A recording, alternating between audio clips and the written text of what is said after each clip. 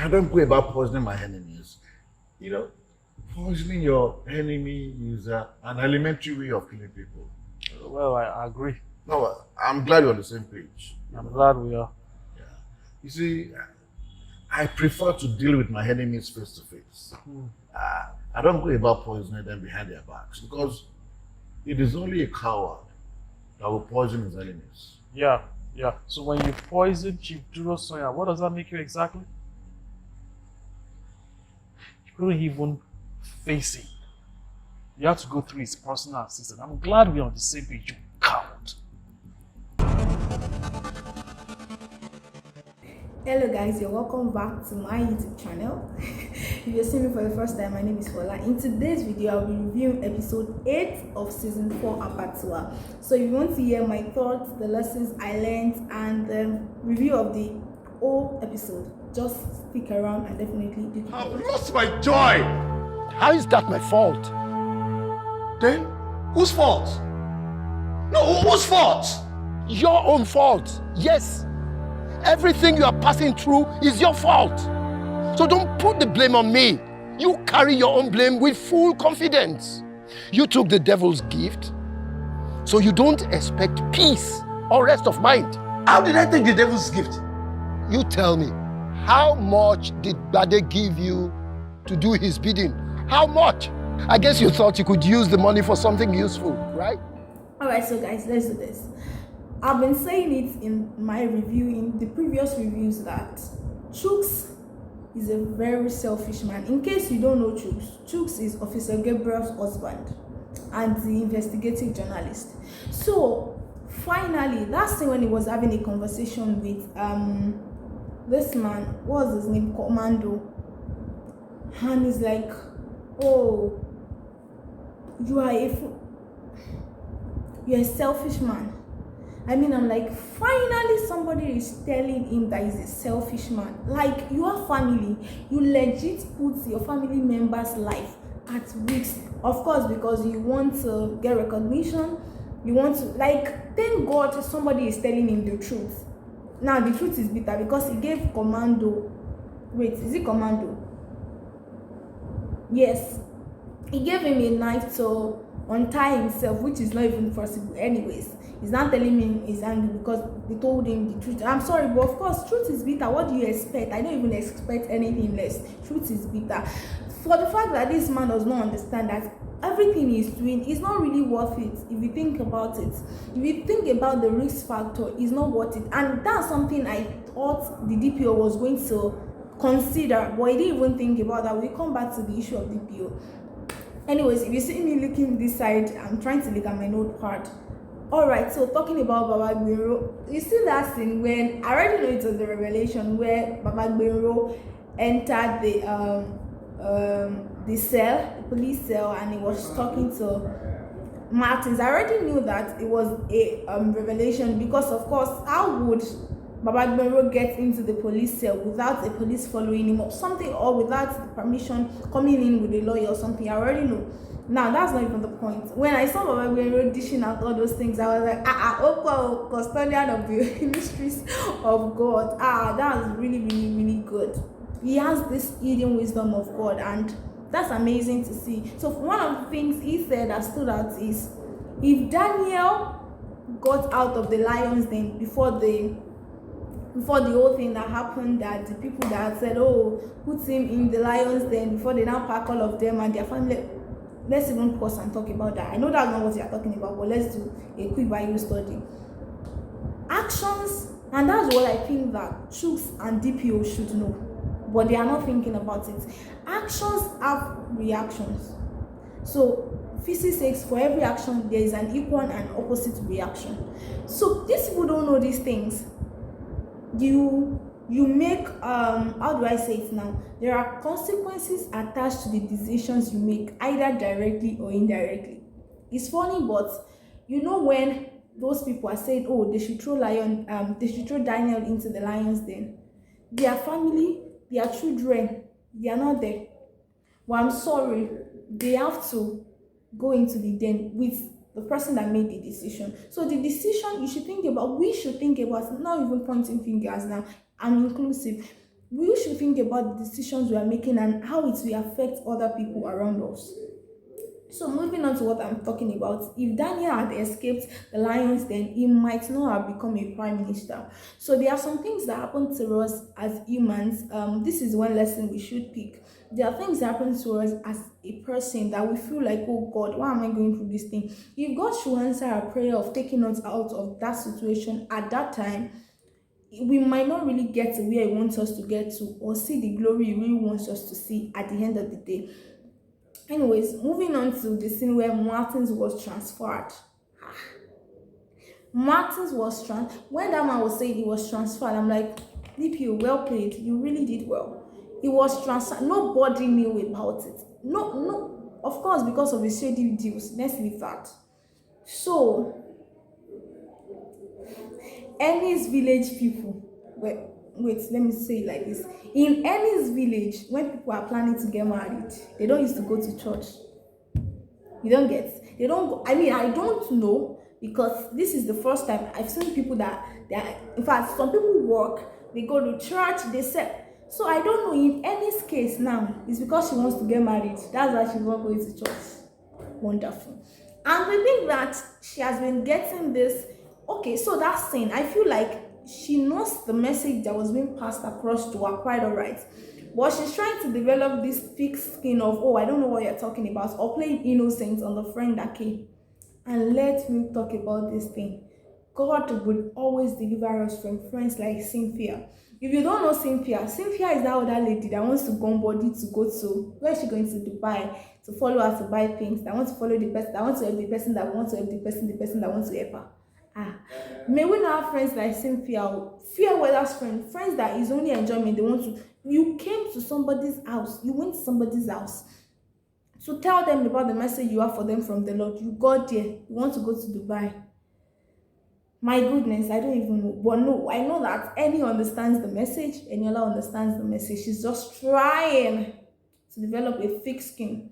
So yeah, moving on, that prayer that Akin prayed when he was in the Mishantos Fire's place, and he was trying so hard to be like, oh my God, I really want to get out of here. You know that my spiritual father preached a sermon immediately after our annual convention of the Redeemed Christian Church of God. So I attended Redeemed, and he said something that Sunday about faith.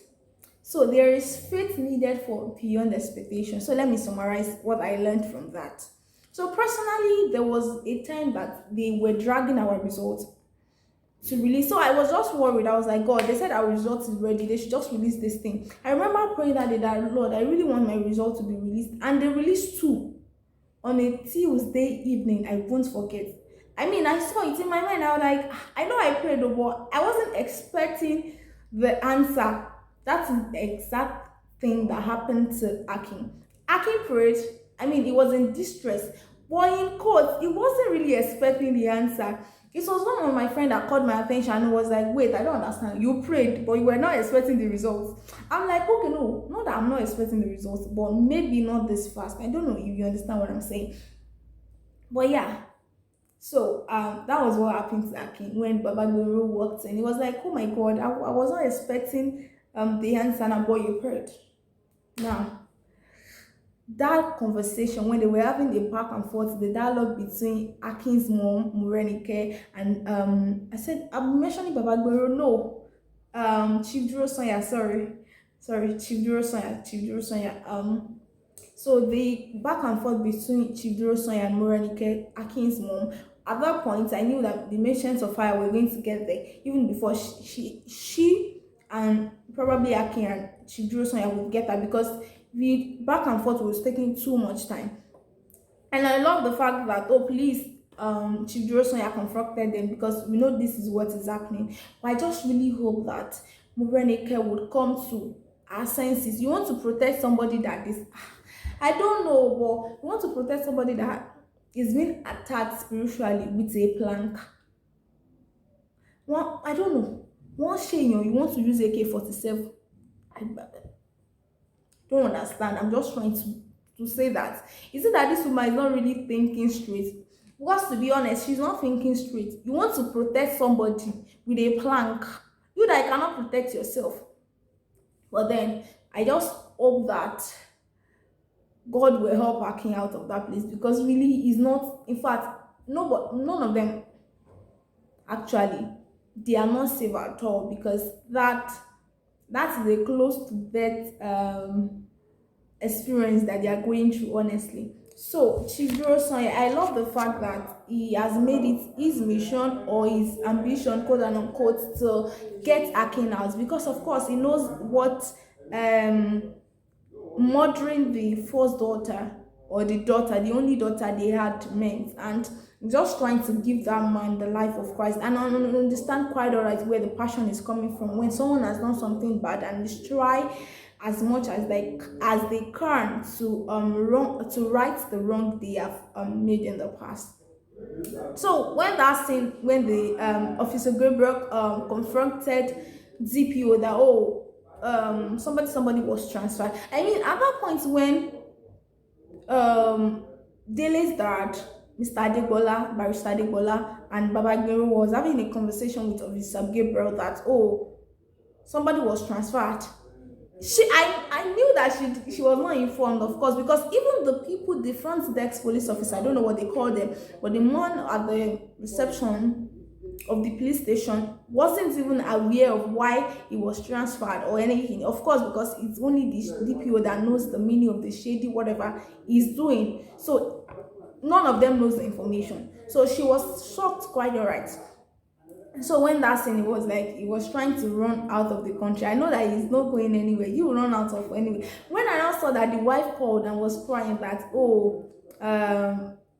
their daughter had an accident or something, it was hit and run, the first thing I said was, oh my God. So this man's part is catching up with him so fast. Like, he's already paying. And the thing that is sad about it is, when I was talking about our consequences affect other people that are connected to us, this man, the innocent daughter, didn't even do anything. But I'm sorry, because it's the girl's daughter, she has to pay in a way anyways. And it's not a nice thing, but that is why people should consider of their actions, so that the reaction or the consequences will have to affect innocent people that are not even aware of anything and all like that. So moving on, Genro really needs a knock on his head. So that scene when he was asking Annie if you are okay, even when I was getting annoyed, I'm like, if she says she's okay, she's okay. Don't need what's the meaning of all those plenty questions? Just leave her alone. Why are you asking if she was okay or not? So at the end, now let's talk about something that has been recurring in this season. So this is the after Gbero got his dad a car, and his dad was like, he would have loved it if the money was for missions and for souls and all of that. I noticed right from that scene or that episode, Gbero has been consistently disrespecting his parents, and that's against the scriptures.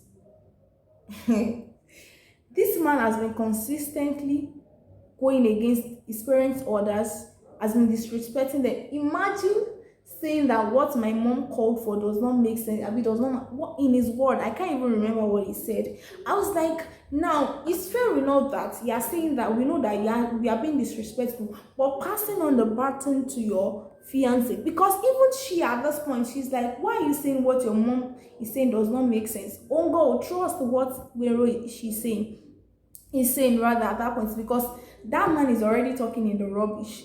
She can't even believe, she being Annie, can't even believe everything coming out of Gwenro's mouth again, because this man has been lying consistently. Now, your dad calls you to say, oh, your brother is in the prison. Now, we know that Martins and police station, they are 1 and 2, we understand 5 and 6. But then, the least you could have done is show empathy. You can be in that situation tomorrow because you're a lawyer that wears thick suit inside some. Honestly, I don't know, but apart from being disrespectful, he has lost any sense of humanity in him. And I'm sorry, but because his heart is not even with God, so anything is possible and anything is expected from him, really, at the end of the day. So he is having a conversation with Annie. To what end? To far Oju Emora to now ask, are you coming to my house tonight? Oh my, you see, at that point I feel like giving her cold drink. I love the fact that she engaged him in a conversation and be like, sorry, come to your house to do what? To fornicate. That was what all the story of what is happening to you was about. At this point, Gbero is a gunner, but I know that nobody is really a gunner that God cannot drag back, actually, because it is well. So guys, J1 and Dele.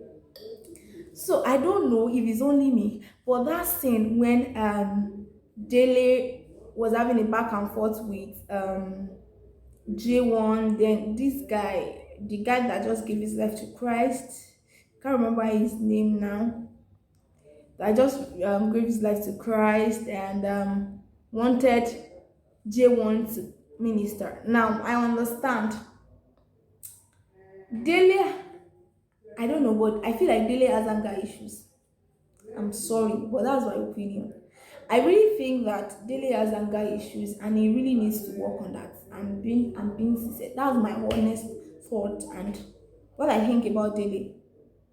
This is not the first time we were having an outburst like that. I feel like you should know that this person is not he's not a matured believer. I mean, this person just gave his life to Christ like what, 2 seconds ago. He doesn't know how things run in church. So you have to legit calm down and tell the person, oh, this is how things work here. You can't just say you want. And to be honest, I understand where he's coming from. So he's trying to say, oh, this guy has a similar testimony to the people I'm bringing testimony as well. If you tell them, oh, you were once doing this and doing that, they are doing it, so they can say, oh, this person has accepted the life of Christ. That means I can do that because we have similar past. That's what the other guy was. I can't remember the character name now, but Uncle John Oguntu Ashe's character. That's what he was trying to tell them, that oh, kiniko. But Dele is not understanding, and I really think he really needs to work on that anger issue. Yes, we are believers, but there are some things that we need to allow and put under the subjection of the Holy Spirit so that it can help us breathe. He really has anger issues, and the outburst is not even funny any longer. But thank God, J1 is growing fast. He could help calm the situation down. Even though, in my opinion, I feel like Dele should have even allowed J1 to even share his testimony along the line. So now coming to that scene where Dele was ministering, even what was the name of this friend can't remember, Victor Otegbade's character, that's Dele's friend. Even him, he was shocked while he was ministering, because we were both shocked actually, because I was shocked too. The things, even though God is dynamic, he cannot be boxed.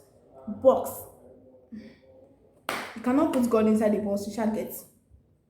So, my wildest imagination, I didn't even think that God was going to, or the Holy Spirit was going to convict that guy, that he would still come out and be broken and be like, oh, I'm sorry, something like that.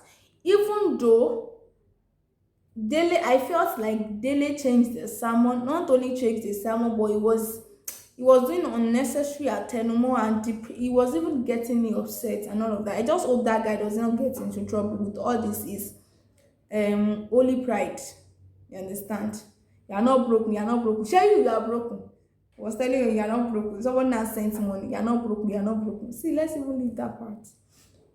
Anyways, yes. Now let's talk about Chief Rosa praying for the DPO's daughter. I know God has helped man. God has helped us. God will still help us. And yes, God is helping Chief Rosonya. That is so evident, honestly. So now let's talk about the last scene. That is like the most interesting scene for me, guys. So it's like, prepare a table for two. Let's feast. So now, Martins is like, oh, it's Bade. God. So that conversation, when he was like, oh, you think I poisoned it? he asked one of his boys to eat it, and I'll be like, no, it's not poisoned. And I said, oh, I don't poison my enemy behind their back. Is a clinic on a coward. Ah. There's something they say in my dialect. They say the person is cooking shioma lolly logba esiwa. I don't know how to interpret that. But that just means that you won't go home and go and ask your parents that what should I say to this person before you reply the person. I don't know if you understand. So Martins was like, hey, so you're not like that, but you can go through. Remember J. Mikey's character that used to be Chief Doro Sawyer's PA, but they had to threaten that guy with his family members, the wife and a child, so that he can get to poison Chief Doro Sawyer's tea. Remember when he was recovering, because of course they could not kill him spiritually, so they are trying every means to kill him. That was why they poisoned him in season 2 when wanted to stop season 2. Then season 3 came. I don't know if you remember. Yeah, that was a quick recap. So now our dearest Bade has the guts, has the effrontery to open his mouth, his big one at that, to come and say, I don't second his. I love the fact that Martins was like, oh, so you when he said you coward, I'm like, somebody help me pass Martin's mouth. Chilled one, please. Oh my god. I'm sorry, but that scene, I love you so much because I feel like that is what we are talking about. Give it to him. He does not want to learn. He will learn by force. What kind of nonsense is that? Hey, yeah. Anyways, I love that scene so much. So I was like, okay, like father, like son. Even though the scene looks as if they wanted to kill Martin still has the audacity, the chest to confront the person that wants to kill him. Now he's doing a video call with see, I remember when that scene ended that they were like they wanted to kill him. The first thing that came to my mind, like I will not lose my mind to Jesus thing because of a movie. It's not me. So who want Zion? Is that our agreement? If people want me to be thinking Lori movie. Honestly, I know that Martins is a major character. Nothing really can happen to him. I know. Because if anything happens to Martins, me, you cannot see me here to do review. Me, I'm not. I will even protest online, but anyways, we know nothing is happening to him. But then, yeah, let me talk about my expectation for the next episode. So I really hope that I'm really looking forward to seeing that Eniola will make the right amends of his way and turn back to God in the next episode, because she's really dragging her leg and it's not even funny again. And then I really hope Hakim gets help, because he's moving so close and closer to his grave, even including Morenike that feels she wants to protect her son. She's daydreaming anyways. I really hope she gets help and gets her son out of that Merchant of Fire's place. Also, we hope to see what happens to Martins. I know it's either the gun will not work or something will happen. Remember, Officer Gabriel already know what's up, and even troops. So I just feel like their attention might be diverted in a way so that Martins will not get killed. Even if he's shot, I know he will not die. It's one way or the other. Martins cannot die. Let's move on to the next. Benro, I don't know. I just like Mama Benro did. I just hope that they'll keep praying for Benro, because he has broken so many edges, honestly. And he that breaks an edge, serpent will bite. So he's so open to the attack of the enemy that anytime the enemy can strike him. I think that the only thing that the only reason why the enemy has not struck yet is most probably because of his father's prayer, honestly, at this point, because that man is gone. Yeah, so those are my thoughts on this episode. I'm not sure I didn't speak about anything. Maybe I didn't speak about Commando, saying that maybe when he gets out or something like that. Yeah, so I just really hope you enjoyed this review. Drop a comment down below in the comment section. Hi, if you're just seeing me for the first time, my name is Folashade. I review movie amongst other things. I talk about faith, lifestyle, personal development, love, relationship, good stuff, and fine stuff. Please subscribe to my channel if you haven't. Check out my other videos. Like, drop a comment, share with your friends and family. I will see you in my next review. Till then, stay safe and God bless you. Bye bye.